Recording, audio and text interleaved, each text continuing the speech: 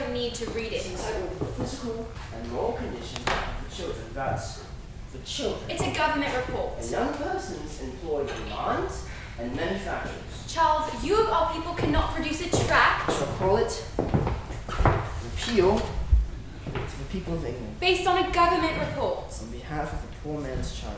And claim that it's a Christmas book by you. I'm a radical. A campaign writer. I fight for social justice. Right? So why dress it up as entertainment? Well, because you have a public. In the factories, some children start their work at 4. At 4 in the morning. 4 years of age. But even so. Children in breach of apprenticeships are committed to jail. Your public has legitimate expectations. Conditions are especially bad in nail making, lace making, the hosiery trades. Heartwarming humor, powerful descriptive passages. The word generally causes deformity of the spine so that a lace runner can be known by her walk. Memorable characters with witty, emblematic names. There is no class of persons in this country living by their labor whose happiness, health, and lives are so unscrupulously sacrificed as those of young dressmakers. Emotion, tears and laughter, happy endings. Happy endings. Yes. Well, the life of a dry grinder scarcely averages 35 years. But Charles, Christmas, holly, snow. Catherine, I'm 31, and you're 28, and when did it last snow at Christmas? Goose with sage and onion stuffing, plum cake for the children, mince pies lit up with flaming brandy, dancing, play acting, while salads trudging along country byways.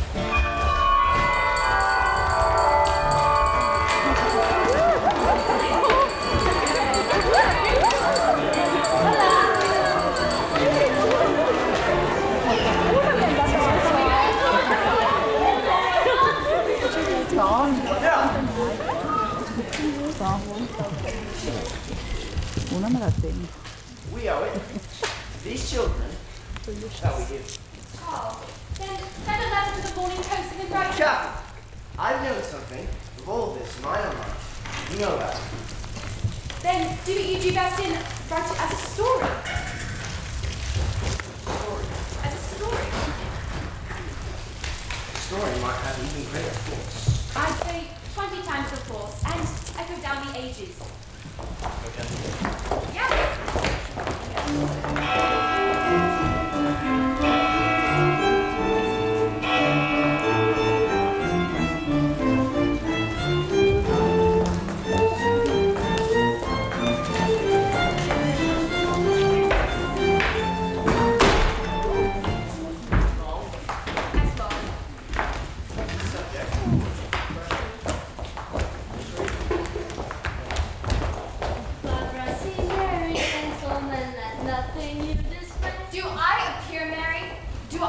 Remotely married? No, ma'am, but... Humbug. Christmas.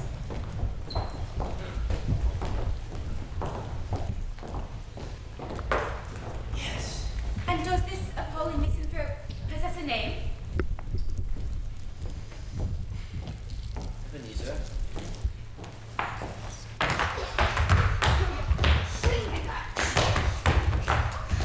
And the tale begins. Marley was dead. There's no doubt about that. What Marley was says there's a door now. Mind, I don't know if there is particularly dead about a door now. I might have been, I might have been so inclined to regard a coffin nail as a dead species no longer in trade, but the wisdom of our ancestors is insoluble, and my unhallowed hands shall not disturb it, of the country's downfall. You will therefore permit me to repeat emphatically that Marley was as dead as a door. Scrooge knew he was dead. Of course he should. How could it be otherwise? Scrooge and me were partners for how many years?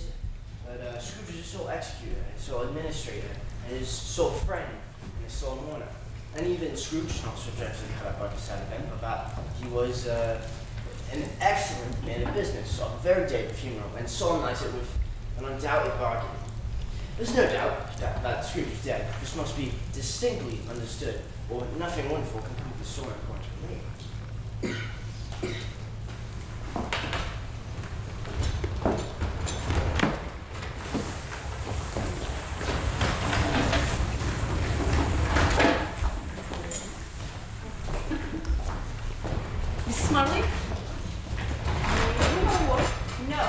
may not. All right, what happens next? Once upon a time, Christmas Eve.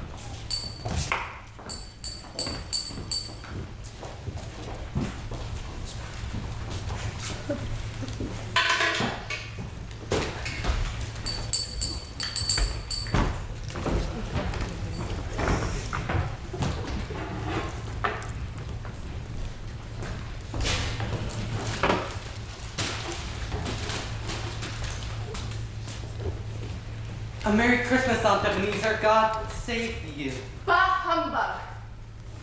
Christmas a humbug, Aunt? You don't mean that, I'm sure. I do. Merry Christmas. Out upon Merry Christmas. What's Christmas time? But for nothing for you. Come, Uncle. Don't be angry. What else can I be when I live in such a world as fools as this? Merry Christmas. Out upon Merry Christmas. What's Christmas time but a time for paying bills without money? A time for growing 1 year older but not an hour richer. A time for balancing your books and having every item presented dead against you. If I could work my will, every idiot that goes around with Merry Christmas on his lips should be boiled in his own pudding and buried with a stake of holly through his heart. Aunt! Nephew, keep Christmas in your own way and let me keep it in mine. Keep it, but you don't keep it. Let me leave it alone then. Much good may it do you. Much good has it ever done you. There are many things from which I have derived good, by which I have not profited, I dare say. Christmas, among the rest. But I'm sure I've always thought of Christmas time, when it has come around, apart from the veneration due to its sacred name and origins, if anything belonging to it can be apart from that, as a good time, a kind, forgiving, charitable, pleasant time, the only time I know of in the long calendar of the year when men and women seem by one consent to open their shut-up hearts freely, and to think of others below them as if they were really fellow passengers to the grave, and not another race of creatures bound on other journeys. And therefore, though it has never put a scrap of gold or silver in my pocket, I believe it has done me good, and will do me good. And I say, God bless it. Here, right you are. Let me hear one more word out of you, and you'll keep your Christmas by losing your situation. You're a very powerful speaker, sir. I wonder why you don't go into Parliament. Don't be angry, Aunt. Come, dine with us tomorrow. I'll see you first. I want nothing from you. I ask nothing of you. Why cannot we be friends? Why did you get married? Because I fell in love. Because you fell in love. Good afternoon. I'm sorry, with all my heart to find you so resolute. We have never had any quarrels to which I've been a party. But I've made the trial in homage to Christmas, and I'll keep my Christmas humor to the last. So, a Merry Christmas, Aunt. Good afternoon. And a Happy New Year. Humbug. And a happy greetings of the day to you, Mr. Cratchit. To you as well, sir. Thank you, sir. There's another fellow, my clerk, with 15 shillings a week and a wife and family talking about a Merry Christmas. I'll retire to Bedlam. Scrooge and Marley, I believe. May we have a pleasure of addressing Mrs. Scrooge? Or Mrs. Marley. Mr. Marley has been dead these past 7 years. He died 7 years ago, this very night. We have no doubt his liberality is well represented by his contriving partner. Miss, at this festive season of the year, it's more than usually desirable that we should make some slight provision for the poor and destitute who suffer rather at the present time. Many thousands are in want of common necessaries. Hundreds of thousands are in want of common comforts, madam. Are there no prisons? Plenty of prisons. And the workhouses, are they still in operation? They are. Still, I wish I could say they were not. Both very busy men. Oh, from what you had said at first, I thought something had occurred to stop them in all of their useful course. I'm very glad to hear it. Under the impression that we scarcely furnish Christian cheer of wine and wine to the multitude, a few of us endeavoring to raise a fund to buy the poor some meat and drink And means of warmth. We choose this time because it is a time of all others, when want is keenly felt and abundance rejoices. What shall I put you down for? Nothing. You wish to be anonymous? I wish to be left alone. I do not make myself merry at Christmas, and I can't afford to make idle people merry. My taxes help to support this establishment. I've mentioned they cost enough, and those must badly off must go there. Many can go there, man, and many rather die. If they'd rather die, then they'd better do it and decrease the surplus population. But excuse me, I don't know that. But you might know it. It is not my business. It's enough for a woman to know her own business and not to interfere with other people's. Mine occupies me constantly. Good afternoon, ladies.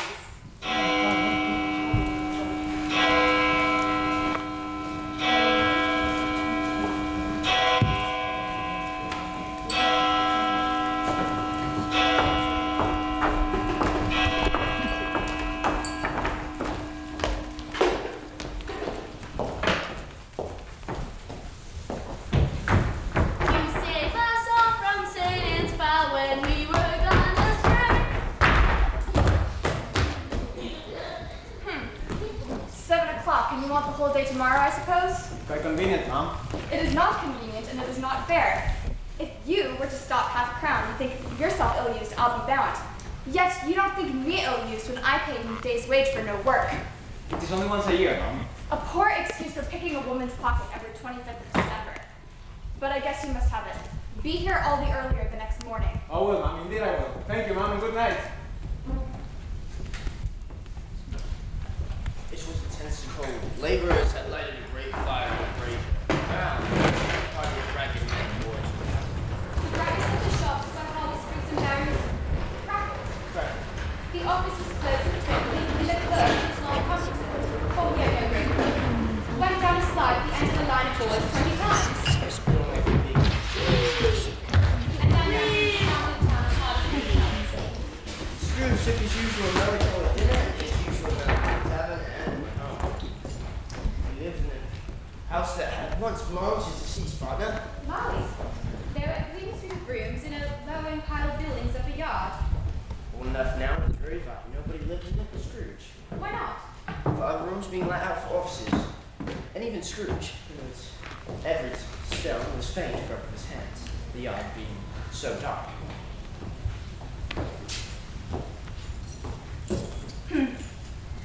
Yes. And then?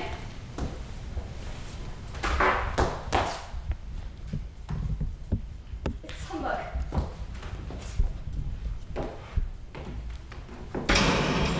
Sound resounded through the house like thunder.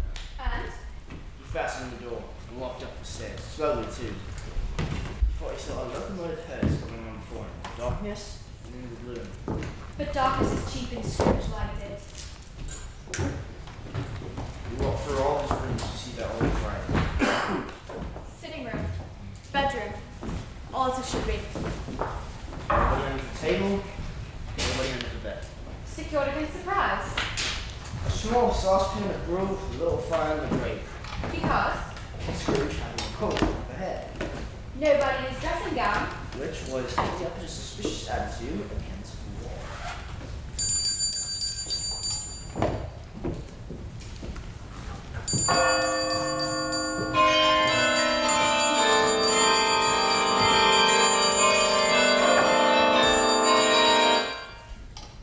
Humbug.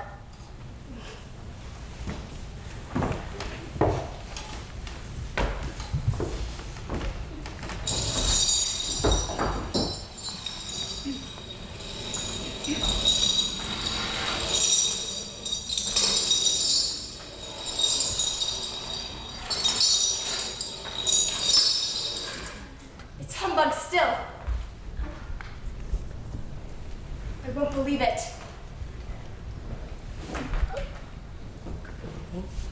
How now? What do you want with me? Much. Who are you? Ask me who I was. Who were you then? In life, I was your partner, Jacob Marley. Can you sit down? I can. Do it then.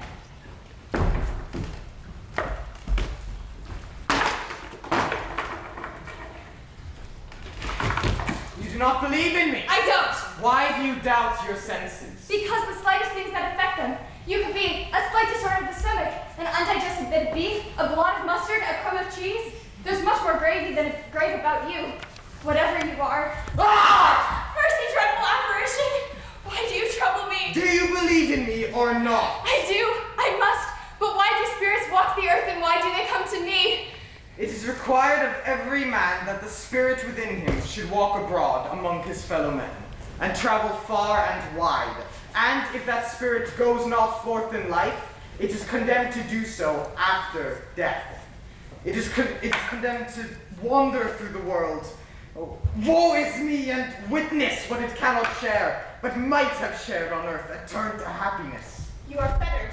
Tell me why. I bear the chain I forged in life. I made it link by link and yard by yard. I girded it on of my own free will, and of my own free will I wore it. Is its pattern strange to you? Or would you know the weight and length of the strong coil you bear yourself? It was full, as heavy and as long as this. You have labored on it since. It is a ponderous chain. You must have been very slow about it, Jacob. 7 years dead and traveling all this time. Slow? No rest, no peace, incessant torture of remorse.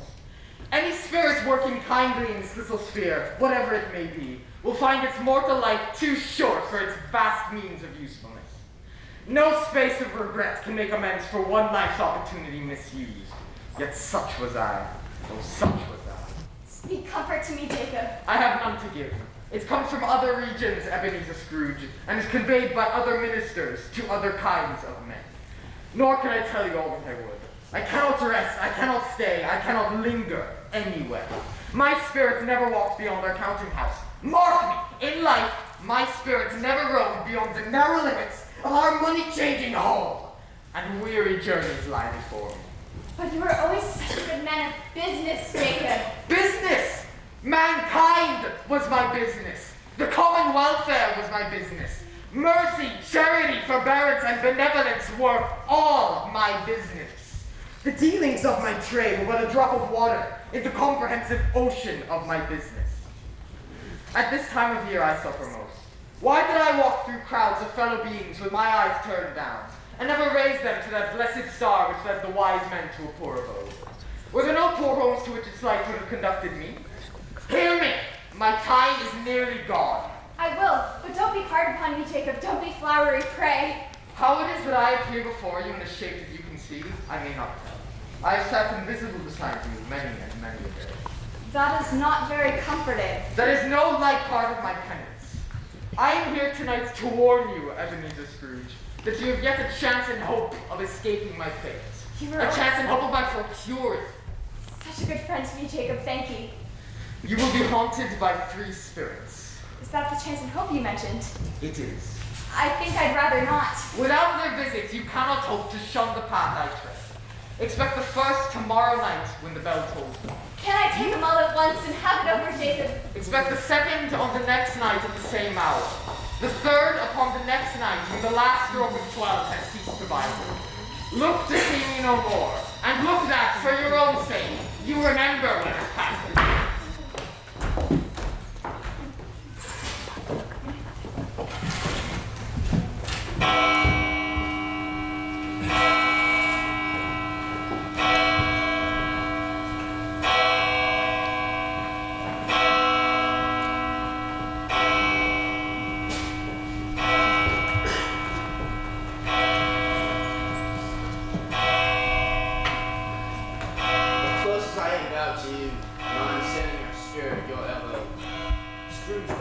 Face to face with an earthly visitor.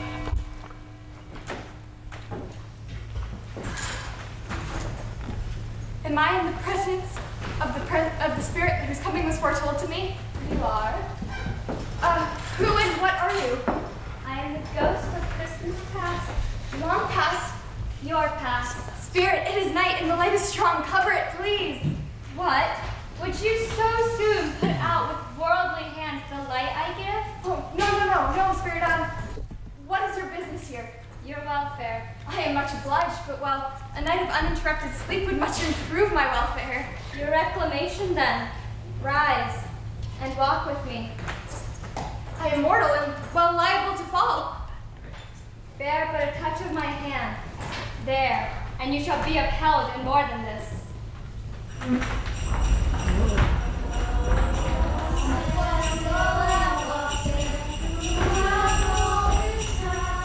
Our cup it is wide, and our air it is round.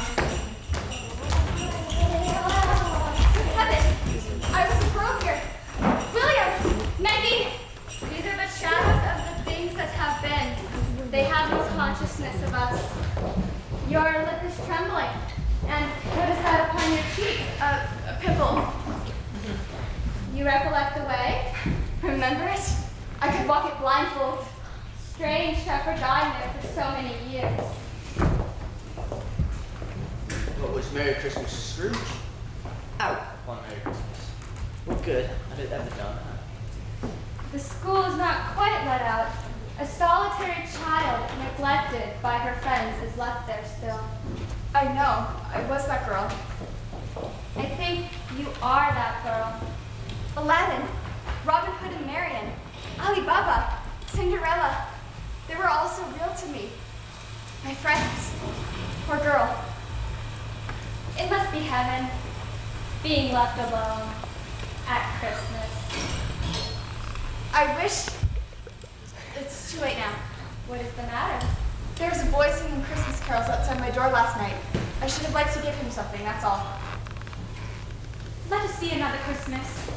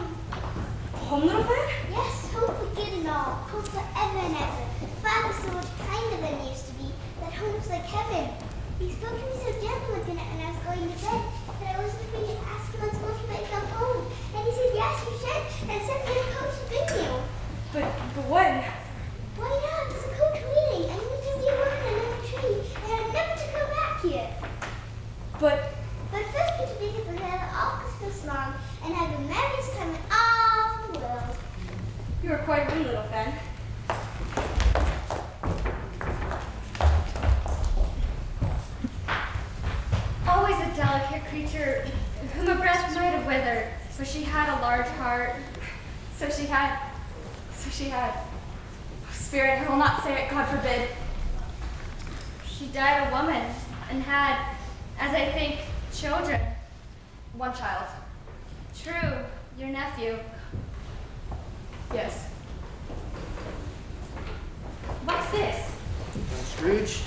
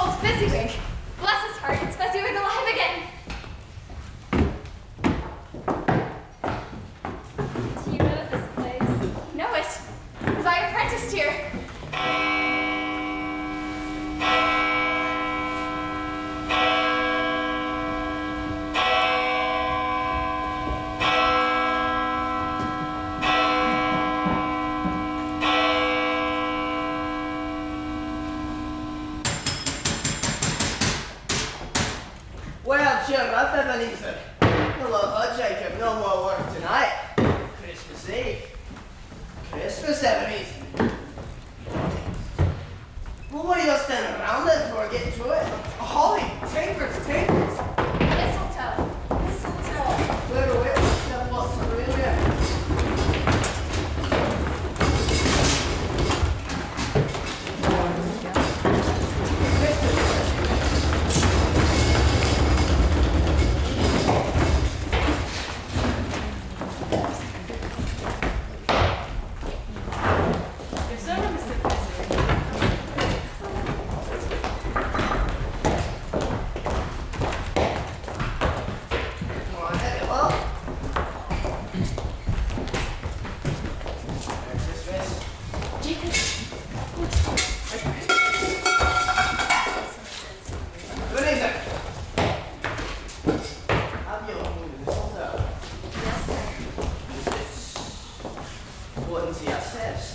No, sir. What? Must I do everything myself?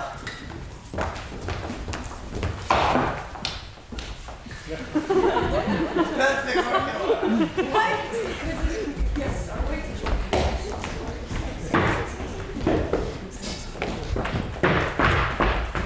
Wait.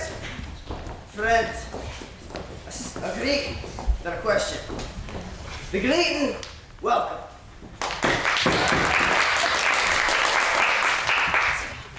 Now the question.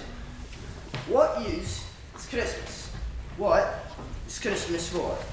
Beef and plum pudding. Games. The commemoration of our Savior's birth. Desire for families to be reunited and for fellow workmen to celebrate in conviviality. And remembrances for things now past.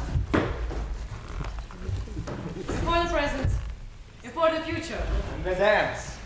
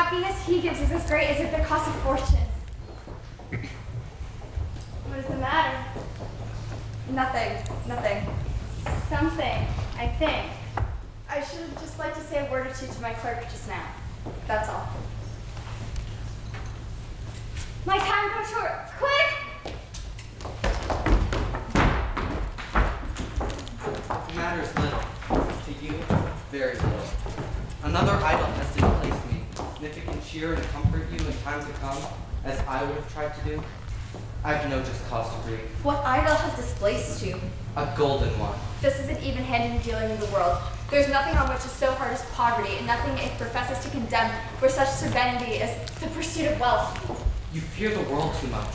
All of your nobler passions have fallen off. one by one, and all your hopes have merged into the one hope. You can keep yourself beyond the world's reach, safe in a bank vault. What then?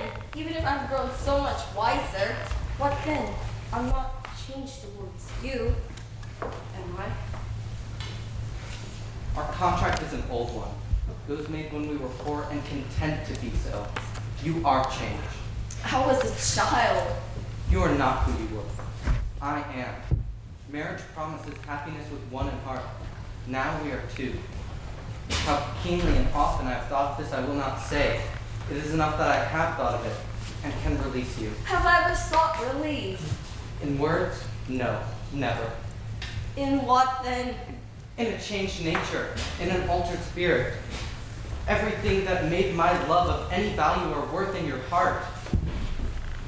Do I not know that if we were not together now, would you have even spared me a second glance? Well, you think not? I would gladly think otherwise if I could. Heaven knows. But if you were free today, tomorrow, yesterday, could even I believe that you would choose a man in my position? Or even if you did, would I not know that regret would surely follow? No. I do. And release you for the love of her you once were. You may, and I hope you will, have pain in this. But for a brief time, and then you will dismiss it as an unprofitable dream from which you are very glad you may awoke. May you be happy in the life you have chosen. Spirit, take me back. Why did you like to torture me? One shadow more. I don't wish to see it. Show me no more.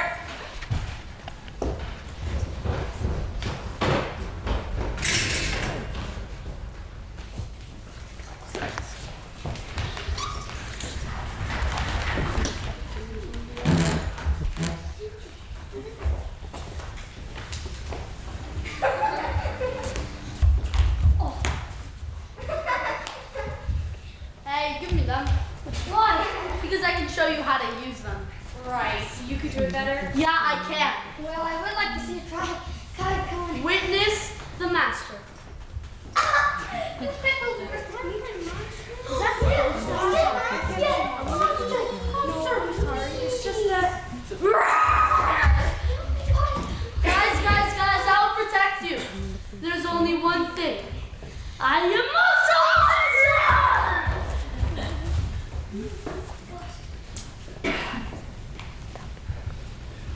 Children, come around.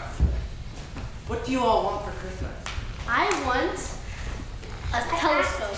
For a joke. I am now. A doll? That sounds great. Presents! Presents! Is this it from the house? Yay! Oh my gosh! Look! On the telescope. I saw an old friend of yours this afternoon. Who was it? Guess. I don't know. Miss Scrooge. I passed through the office window, and as it was not shut up, she had a candle inside. I could scarcely help seeing her. Her partner lies upon death at here, Jacob Marley? and quite alone she sat in the world. Spirit, conduct me home. I don't wish to see it. Show me no more. I told you that things were the shadows of the things that have been. I cannot That they hear it. are what they are. Do not blame me. I cannot. Please, just take me back. Hunt me no longer.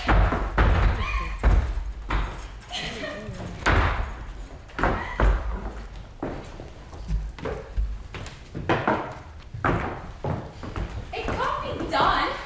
No. Now we know about Scrooge and Pig. Pity. Who? So, And by this memory of forgotten grief, she is restored. it's not enough. It's not enough. But by now, nothing between maybe my nostrils will astonish you very much.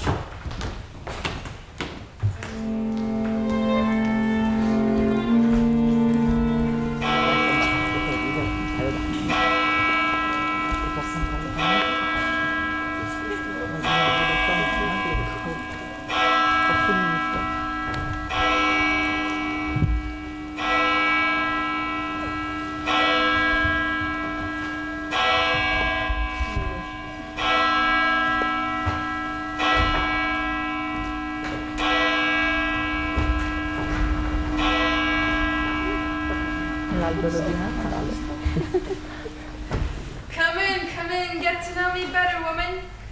I am the ghost of Christmas present. Look upon me. You have never seen the like of me before. Never. Have you never walked work with the younger members of my family? Meaning, for I am very young. My elder sisters born in these later years? I don't think I have. Have you many a sister spirit? More than 1,900. A tremendous family to provide for. Spirit, last night I walked forth on compulsion and learned a lesson which is working now. Tonight, if you ought to teach me, let me profit by it. Touch my room.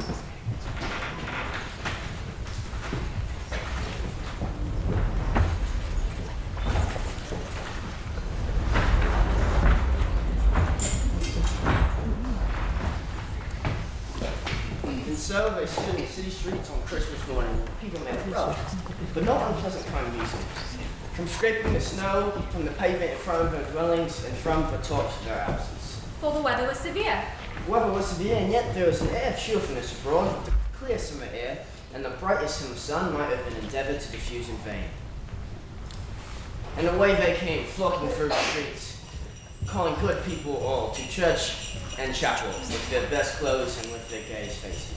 Spirit, is that not what? my clerk? With a crippled boy on his shoulder. His boy. And at the same time, they emerged from scores of by-streets, lanes, and nameless turnings of innumerable people carrying their dinners to the baker's shops to be heated. The sight of these poor revelers appeared to interest the spirit very much.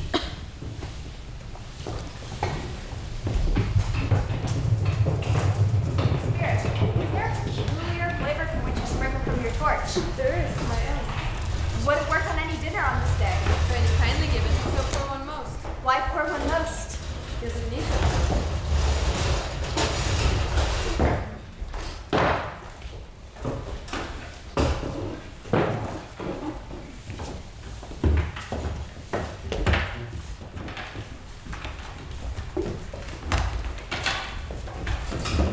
Why, what has ever got your precious father? And your brother, Tiny Tim? And Martha went was late last Christmas Day by half an hour. Is Martha mother?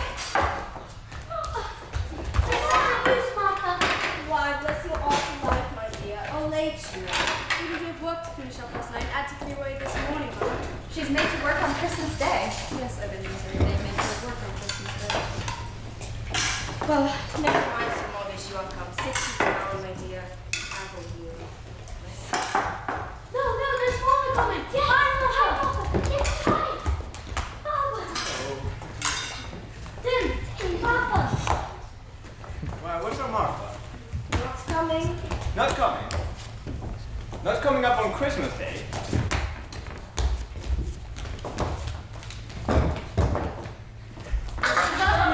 Got you.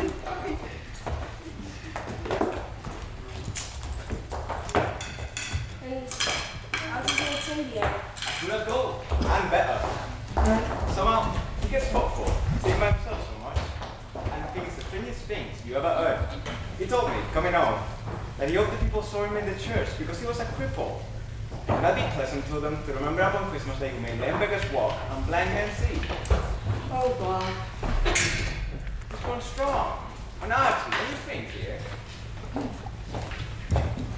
What do you think, Mark? Well, I swear there never was such a goose. My clerk. For us all. His family. So many in such a cramped place.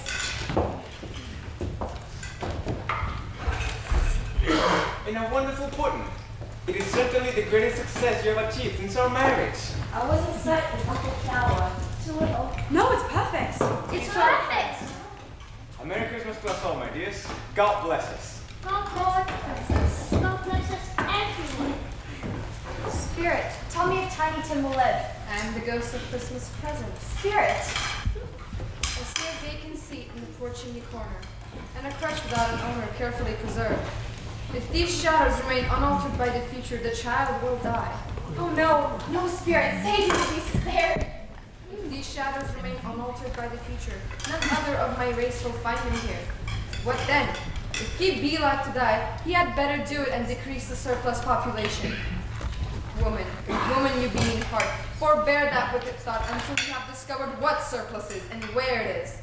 Will you decide what men shall live, what men shall die?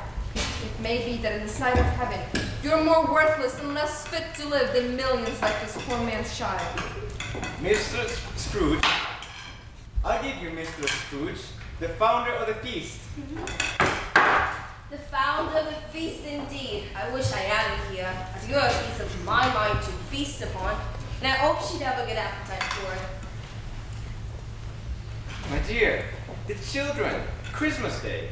It should be Christmas Day, I'm sure, on which one brings the offer such an odious, odd, stingy, unfeeling woman as Mrs. Scrooge. You know she is her, but nobody knows it better than you do, poor fellow. My dear, Christmas Day. Christmas Day? I'll drink its health for your sake and the day. Not with, not with. A long life to her. A Merry Christmas and a Happy New Year. She'll be very merry and very happy, I have no doubt.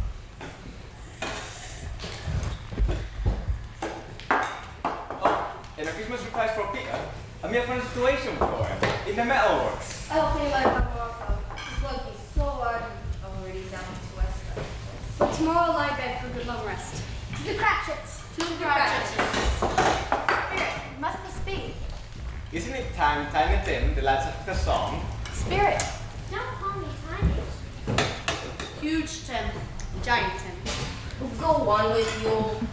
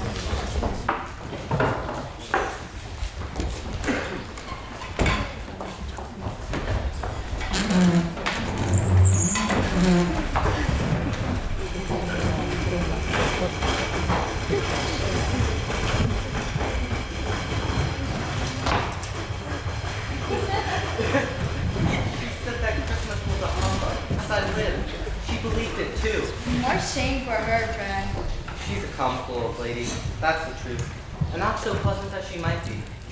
However, her offenses carry their own punishment, and I have nothing to say against her. I'm sure she's very rich. At least you always tell me so. What of that, my Emma? Her wealth is of no use to her. She doesn't do any good with it. She doesn't make herself comfortable with it. She hasn't the satisfaction of thinking that she's ever going to benefit us with it. I have no patience with her. Nor I. Oh, I'm sorry for her. Who suffers by her ill whims? Herself, always. Here she takes it into her head to dislike us, and she won't come and dine with us. What's the consequence? She doesn't lose much of a dinner. Indeed, I think she was a very good dinner. Well, I'm very glad to hear it, because I haven't great faith in these young housekeepers. What do you say, Copper? A bachelor is a wretched outcast that has no right to express an opinion on the subject. However, I must. Emma cooks a lovely dinner, and I'm honored to have shared it. As to your Uncle Scrooge, I can express no polite. You are such a ridiculous fellow, Tupper. Well, the consequence of his not making merry, of her not making merry, is that she loses some pleasant moments, which could do her no harm. Her in her moldy office or her dusty chambers. And I need to give her the same chance every year, whether she likes it or not. She may rail at Christmas till she dies, but she can't help thinking better of it if she finds me going there, in good spirits, year after year, saying, Aunt Scrooge, how are you? If it only puts her in the mood to give her poor clerk £50, that's something. Let's have a game. Flyman's Bluff. Yes and no. Oh, I've got one. I do love yes and no. Is it an animal? Yes. A live animal. Yes, a rather disagreeable animal. Does it have wings? No, Does it growl? sometimes. Yes, and no. Yes. Does it live in London? Yes. Is it killed in the market? Not yet. A horse? A cow? A bear? Well, Yes, or no? all right. No. I have found it out, Fred. I know what it is. I know what it is. What is it? It's your Auntie Scrooge. Got it. She has given us plenty of merriment, I'm sure, and it would be ungrateful not to drink her health. Here's a glass of mulled wine to our hand at the moment.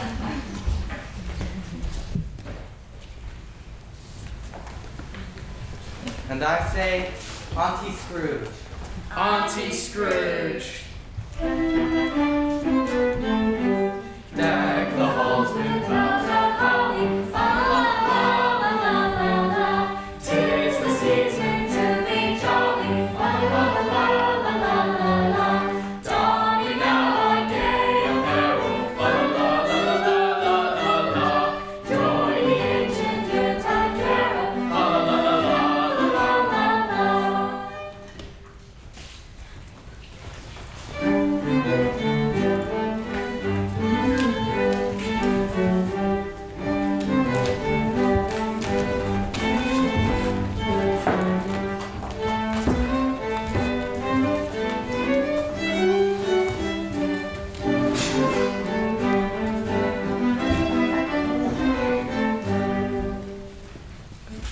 Much they sow, and far they visited. But many homes they went, but always with a happy end. The spirits stood by sick beds, and they were cheerful in foreign lands. They were close at home by struggling men.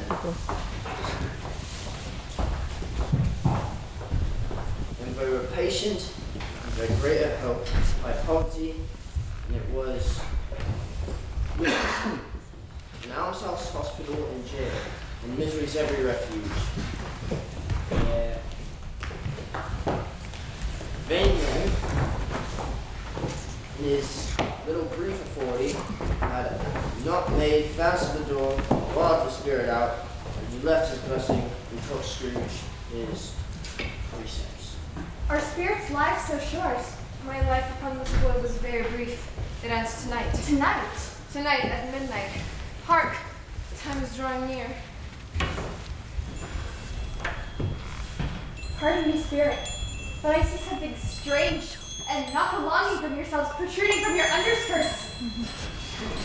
Is that a foot or a claw? It might be a claw, for there's flesh upon it. Look here.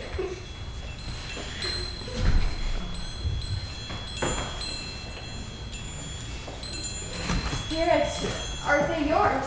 They are man's. They cling to me, appealing from their fathers. This boy is ignorance, this girl is want. Beware them both in all their degree. Most of all, beware this boy. For in his brow I see written which is doom, unless the writing be erased.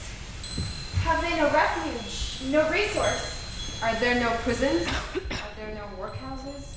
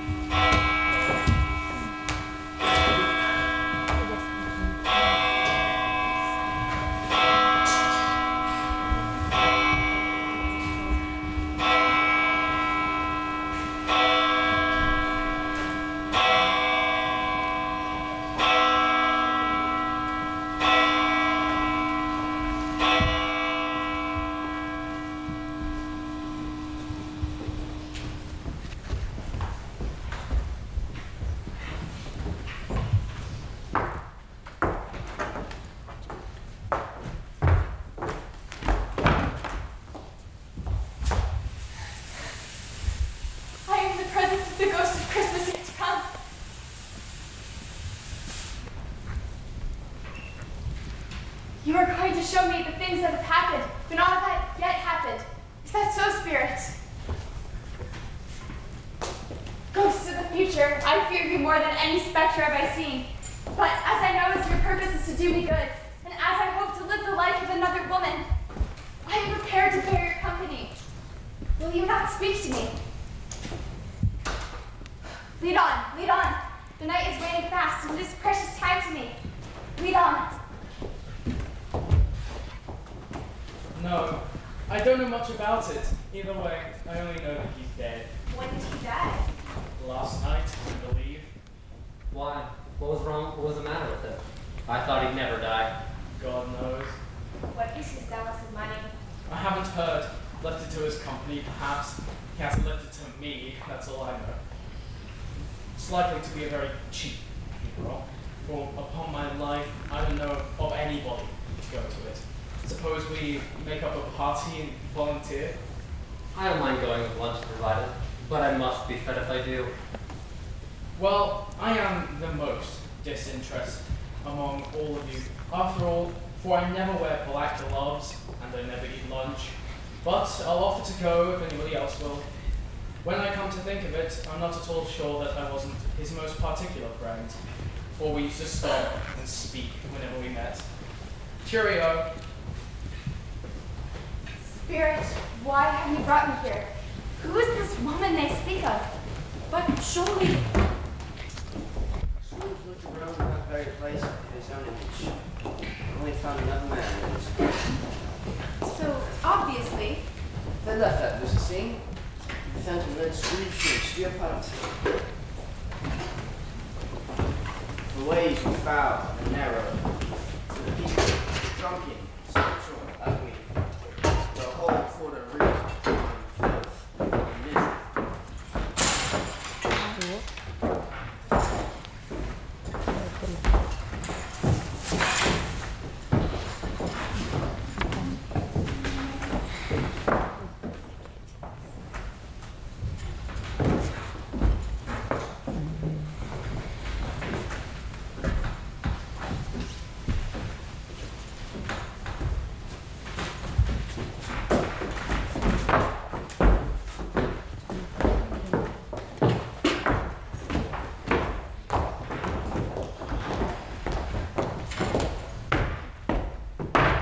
look here, LJ. Here's a chance. As if all three of us met here without meaning it. I'm first, and I will be second. You couldn't have met in a better place. We're all suitable to our calling. We're well matched. Come into the parlour. Come in. Now then, what has you here, and where's it from? Why then don't stand staring as if you was afraid? Who's the wiser? Every person's a right to take care of themselves. She always did. That's true indeed. No man more so. Very well then, that's enough.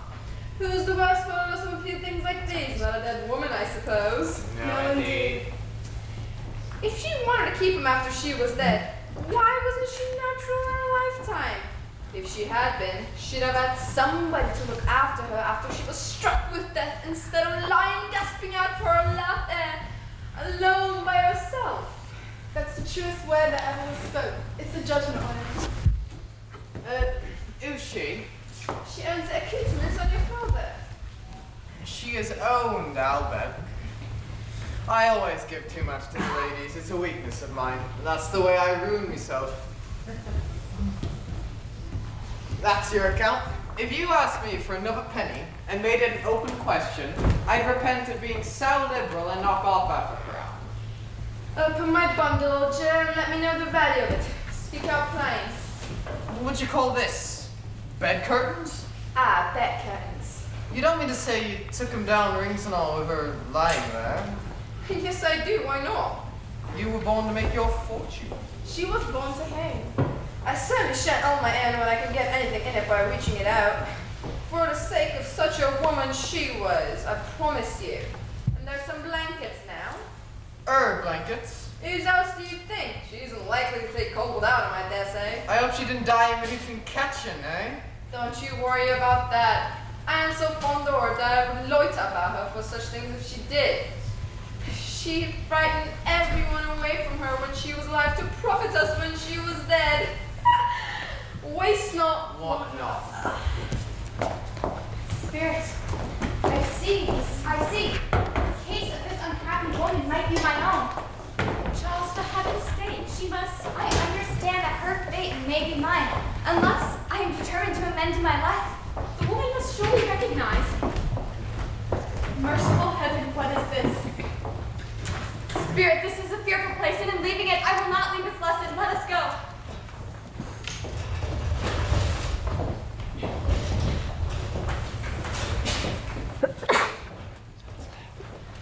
I know what you want me to do, but I cannot do it, Spirit.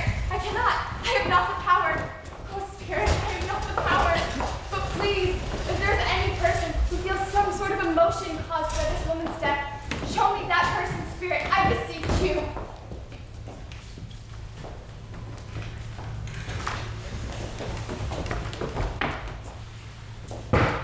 Is it good or bad? We are quite ruined. Very simply. If she relents, there is. Nothing has passed over if such a miracle has happened. Well, she's past relenting. She's dead. Anyone who takes on my death should not be so merciful.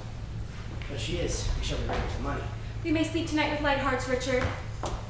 Spirit, show me some tender misconnection with the dead, or the dark chamber which we left just now will ever be present to me.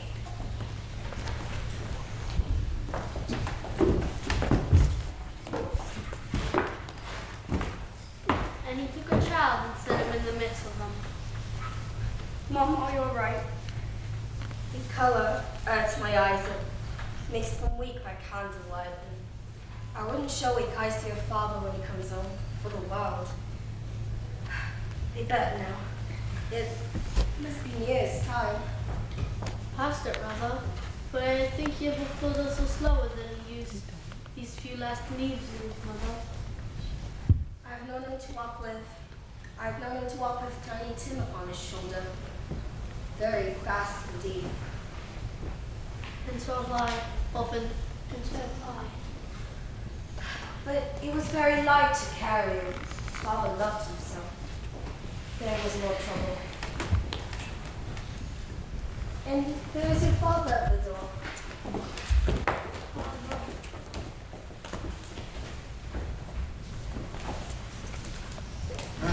You've been industrious. You will certainly be done long before Sunday. You went to David, Robert. Yes, my dear. I wish you could have come. It would have done you good to see I've been a place, it is. But you'll see it often. I promised him I will walk there on a Sunday. My little child. My little child.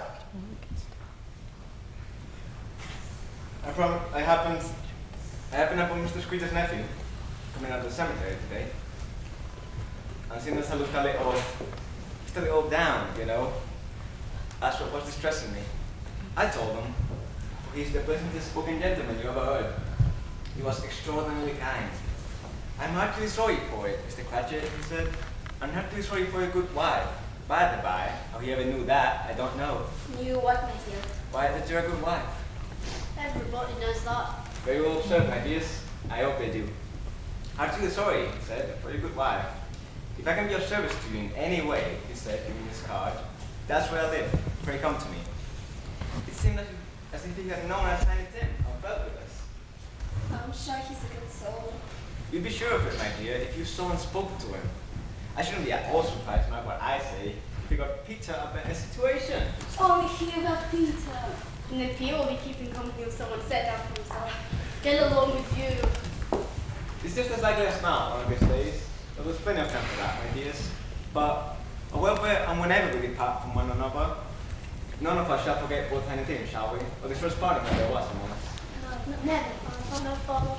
And I know that when we recollect how passionate, how mild he was, although he was a little child, we should not quarrel easily among ourselves and forget poor Tiny Tim. Indeed. Of course, no, Mother. Then I am very happy. I am very happy. Spirit, something informs me our parting moment is at hand. I know it, but I know not how. Tell me, what errand did my nephew Fred embarked on? Who was that woman whom he saw lying dead? The corridor which we hurry now is where my place of occupation is.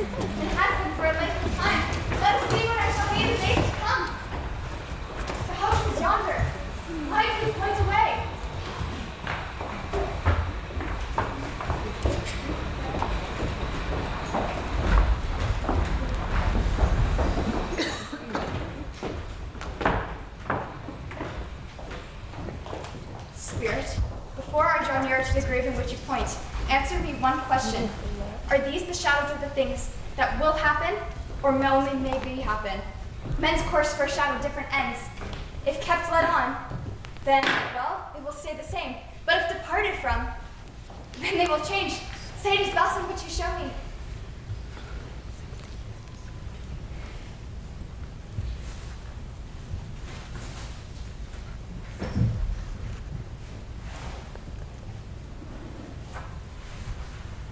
Am I the woman that lay upon the bed? Oh, Spirit! Oh, no, no, Spirit! Tell me! I will not be the woman I was! I will not be the woman I must have been for this intercourse! Why show me this if I have passed all hope? Good Spirit! Your nature intercedes for me and pities me! Please! I will live in past, present, and future! The spirits of three will strive within me! I will not forget the lessons they shut up! Oh, please! Let me write away the writing on the stone!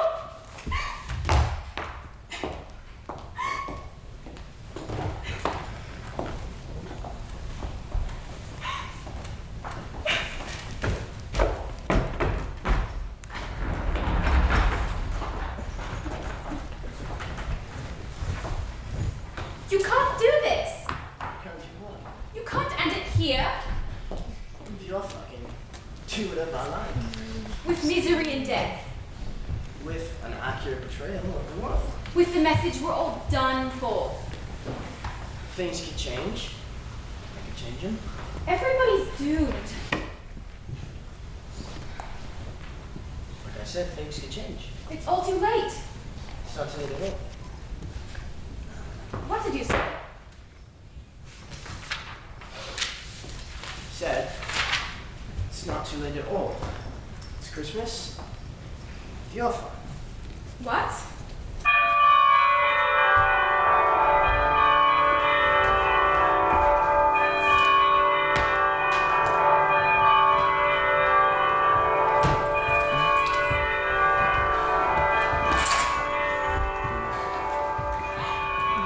We are not torn down. We are here. I am here. The shadows of the things that may have been may be dispelled. I know they can. I don't know what to do. I'm as light as a feather. I'm as happy as a schoolgirl. I'm as merry as an angel. I don't know what day of the month it is. I don't know how long I've been among the spirits. Jacob Marley, present and past and future and all times of Christmas spirit, I come to you on my knee, oh Jacob, on my knee.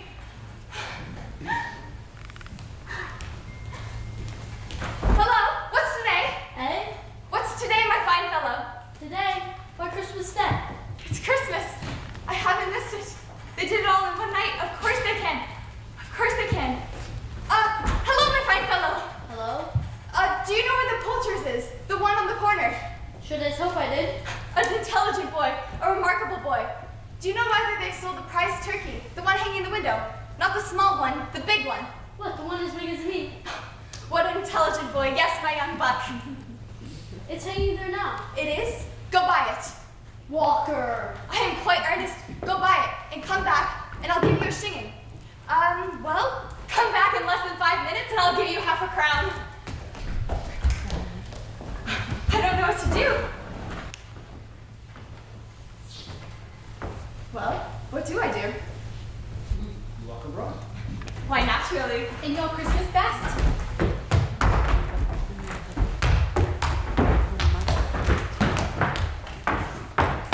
Scrooge walked with me. And went to church. Found that everything he was perfect. Had a children on bed. And talked with beggars.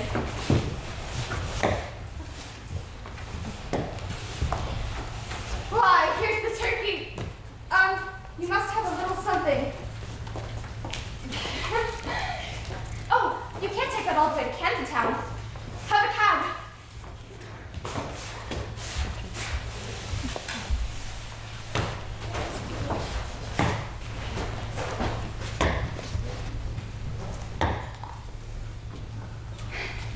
Good evening, madame. I hope you are well. It was very nice what you did yesterday. And, well, I hope you succeeded. Scrooge? Yes, that is my name. And I fear it's not very delightful to you. Pardon me, and please, Except, Lord bless me, my dear Mrs. Scrooge, are you serious? I'm quite serious, and many back payments are included, I assure you. My dear madam, I don't know what to say for such. Don't say anything at all, please. Come by my office. Will you come by my office Monday? I will. Thank you, madam. Merry Christmas. Thank you 50 times.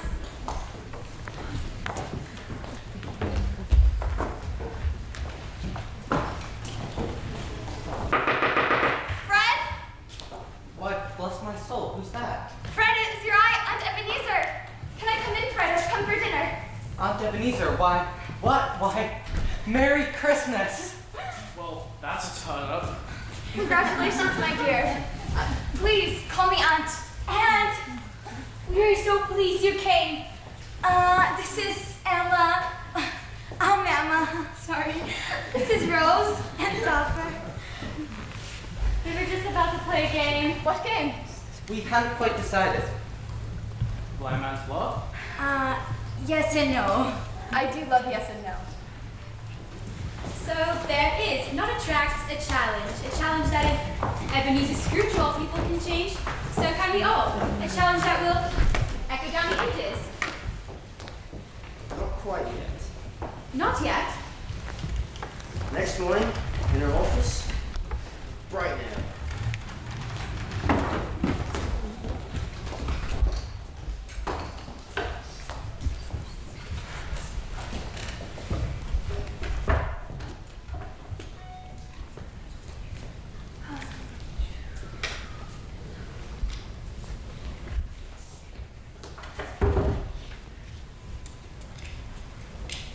What do you mean of coming here this time of day? I'm sorry, ma'am. I am behind my time. I think you are. Step this way, sir, if you please. It's only once a year, ma'am. It shall not be repeated. I was making another merry yesterday, ma'am. I will not stand for this. And therefore, I am going to raise your salary!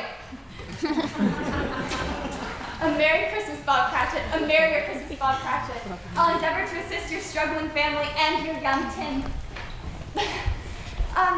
Well, go make up the fires and buy another coal scuttle before you dot another I, Bob Cratchit.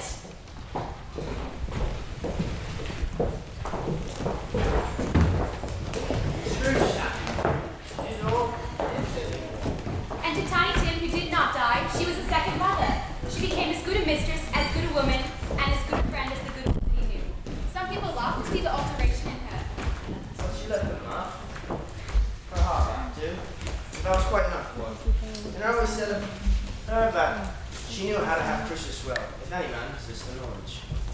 And well, may that be said of us, and all of us. God bless us, everyone.